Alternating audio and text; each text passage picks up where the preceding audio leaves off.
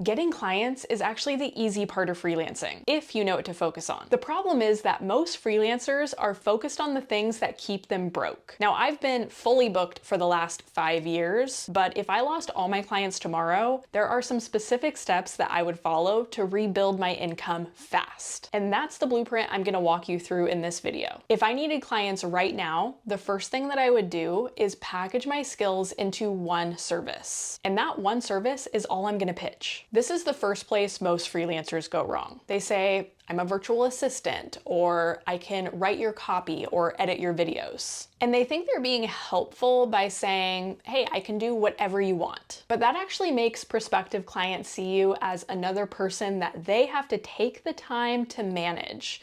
And that makes them see you as a liability. Whereas if I say, I'll publish 2 SEO blog articles a week to improve your organic search rankings, that makes them see you as a problem solver that they need to hire. And here's a secret I wish someone had told me sooner. Offer something that businesses need every month, because that is how you unlock the magic of monthly recurring revenue. When you have monthly recurring revenue, you only have to build one roster of clients that pays you on repeat so that you don't have to go out and find new clients all the time. And here's another thing. Your package that you create, it doesn't have to be super exciting or the trendiest, flashiest thing right now. It just needs to be something people need help with. Which brings us to the next step, which is finding businesses that need your service right now. These are your ideal clients. But how do you know who needs your help right now? There are always signals. Your job is to figure out what those signals are so that you can quickly identify your best leads. And this might sound counterintuitive,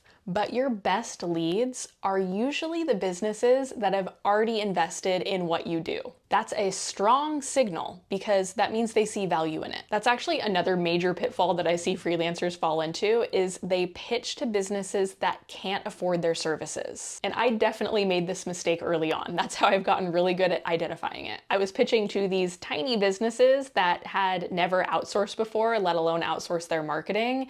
And so I kept getting a lot of no's and wasted a ton of time. You will get a yes much faster when they already have a budget for what you do. Once you know who needs your help, your next step is to start conversations with those people. And when I say conversations, I mean actual conversations, like getting on a Zoom call with them, or even meeting with them in person if you are trying to land local clients. I would not worry about posting on social media where you could be creating content for months without getting a single lead. I also would not be using freelancing sites like Upwork and Fiverr and freelancer.com because these places are totally saturated and everyone's competing for the same low-paying gig. Instead, I would be reaching out to my ideal clients directly. So cold emailing or contacting people that I already know who might need help or who might know someone who needs my help. Having a face-to-face conversation is the fastest way to turn leads into clients because it's the fastest way to build trust. Now, I've got years of experience under my belt,